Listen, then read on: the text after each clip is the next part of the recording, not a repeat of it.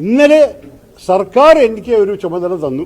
അതിന് ഞാൻ അതേപോലെ ഒരേ ആത്മാർത്ഥതയോടും ഒരേ മനസ്സോടും ഒരേ ആ സിൻസിയറിറ്റിയോടും ഞാൻ പ്രവർത്തിച്ചു. അതുപോലെ ഇനിയും അവസരങ്ങൾ വന്നാൽ ഞാൻ ഉണ്ടാവും എന്ന് ഞാൻ പറയുന്നുള്ളൂ. അതിനേക്കാൾ കൂടുതൽ ഇപ്പോൾ പറയാനൊരു ആവശ്യം കാണുന്നു. വിദേശ പര്യടനം കഴിഞ്ഞ് തിരിച്ചെത്തിയ ശശി തരൂർ എംപിയുടെ വാക്കുകളാണ് പ്രേക്ഷകർ കേട്ടത്. എന്താണ് അദ്ദേഹം പറയുന്നത്? മോദി എന്നെ ഒരു ദൗത്യം ഏൽപ്പിച്ചു എന്ന് വെച്ചാൽ കേന്ദ്ര സർക്കാർ എന്നെ ഒരു ദൗത്യം ഏൽപ്പിച്ചു. എന്ത് എന്നെ ഏൽപ്പിച്ചാലും അത് വിജയകരമായി നല്ല രീതിയിൽ ആത്മാർത്ഥതയോടുകൂടി നടപ്പാക്കുക എന്നതാണ് എൻ്റെ രീതി. അതാണ് ഞാൻ ഇവിടെയും ചെയ്തത്. ഇനിയും എന്തെങ്കിലും ദൗത്യം എന്നെ കേന്ദ്ര സർക്കാർ ഏൽപ്പിച്ചാൽ, നരേന്ദ്രമോദി ഏൽപ്പിച്ചാൽ അതും ഞാൻ ഏറ്റെടുക്കും, അതും ഭംഗിയായി നിർവഹിക്കും. ഇതാണ് പറഞ്ഞിരിക്കുന്നത് ശശി തരൂർ. ആ വാക്കുകൾ ഒന്നുകൂടി കേൾക്കാം. ഇന്നലെ സർക്കാർ എനിക്ക് ഒരു ചുമതല തന്നു. അതിന് ഞാൻ അതേപോലെ ഒരേ ആത്മാർത്ഥതയോടും ഒരേ മനസ്സോടും ഒരേ ആ സിൻസിയറിറ്റിയോടും ഞാൻ പ്രവർത്തിച്ചു.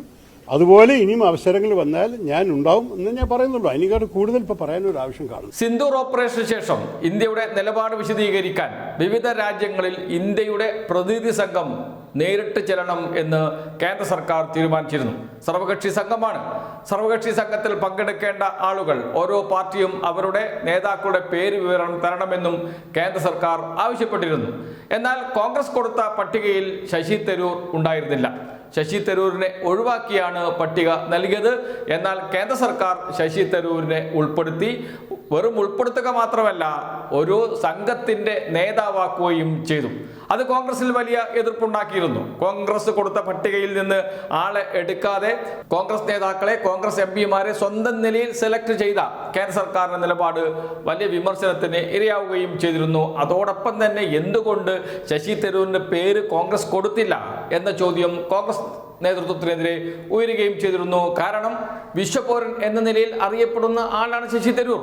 അതുമാത്രമല്ല, UN-ൽ 29 വർഷക്കാലം പ്രവർത്തിച്ച പരിചയം, വിവിധ ലോക രാജ്യങ്ങളിലെ രാഷ്ട്രീയം കൃത്യമായി അറിയുന്ന ആൾ, ലോക നേതാക്കൾ ആരൊക്കെ എന്നത് അറിയുന്ന ആൾ, അങ്ങനെ ലോകരാഷ്ട്രങ്ങൾക്ക് മുന്നിൽ അവതരിപ്പിക്കാൻ കഴിയുന്ന ഏറ്റവും നല്ല മുഖങ്ങളിൽ ഒന്നാണ് ശശി തരൂർ. അങ്ങനെയുള്ള ഒരു പേര് എന്തുകൊണ്ട് കോൺഗ്രസ് കൊടുത്തില്ല എന്ന വിമർശനം ആ ഘട്ടത്തിൽ തന്നെ ഉയർന്നു വരികയും ചെയ്തിരുന്നു. എന്നാൽ കോൺഗ്രസിൻ്റെ നിലപാട് തള്ളിക്കൊണ്ടാണ് അന്ന് സംഘത്തിൻ്റെ ഭാഗമാകാൻ ശശി തരൂർ തയ്യാറാവുകയും ചെയ്തത്. പോവരുത് എന്ന് കോൺഗ്രസ് പറഞ്ഞപ്പോൾ അത് തള്ളുകയാണ് ചെയ്തത് ശശി തരൂർ. ഇപ്പോൾ ശശി തരൂർ പറയുന്നത്, ഇതുപോലെയുള്ള ദൗത്യം, എന്നെ ഏൽപ്പിച്ച ദൗത്യം നന്നായി നടപ്പാക്കി, അതുകൊണ്ട് ഇതുപോലെയുള്ള ദൗത്യം ഏറ്റെടുക്കാൻ തയ്യാറാണ് ഇനിയും കേന്ദ്ര സർക്കാർ എന്നെ ഏൽപ്പിച്ചാൽ എന്ന് വെച്ചാൽ കോൺഗ്രസ് നേതൃത്വത്തിന്റെ നിലപാട് പൂർണ്ണമായും തള്ളുകയാണ്. എൻ്റെ നേതാവ് കോൺഗ്രസ് നേതാവ് രാഹുൽ ഗാന്ധിയല്ല, എൻ്റെ നേതാവ് സോണിയാഗാന്ധിയുമല്ല എന്ന് പറഞ്ഞു വെക്കുകയാണ്, കൃത്യം പറയുകയാണ് ശശി തരൂർ ചെയ്യുന്നത്. ശശി തരൂരിന്റെ വാക്കുകളിലൂടെ അത് വ്യക്തമാണ്. നരേന്ദ്രമോദി ഇനിയും എന്ത് ദൗത്യം ഏൽപ്പിച്ചാലും അത് ഭംഗിയായി നിർവഹിക്കും എന്ന്. എന്തായിരിക്കും ആ ദൗത്യം? അത് വരും ദിവസങ്ങളിൽ അറിയാനും കഴിയും. കാരണം കേന്ദ്ര സർക്കാർ ശശി തരൂരിനെ മുന്നിൽ നിർത്തി ചില രാഷ്ട്രീയ നീക്കങ്ങളും അതോടൊപ്പം ചില ദൗത്യങ്ങളും അദ്ദേഹത്തെ ഏൽപ്പിക്കാൻ തീരുമാനിച്ചിട്ടുണ്ട് എന്ന വിവരം പുറത്തു വരുന്നുണ്ട്. അതോടൊപ്പം തിരുവനന്തപുരത്തെ ലോക്സഭാംഗത്വം രാജിവെക്കാനും വീണ്ടും ഒരു ബൈ ഇലക്ഷൻ വരികയും രാജീവ് ചന്ദ്രശേഖർ അവിടെ മത്സരിക്കുകയും ഒക്കെ ചെയ്യും എന്ന അഭ്യൂഹങ്ങൾ വരുന്നുണ്ട്.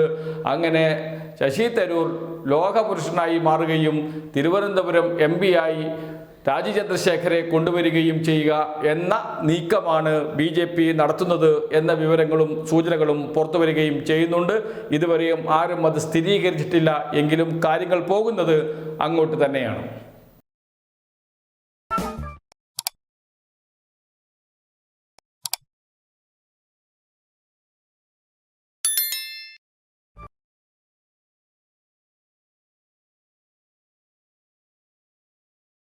you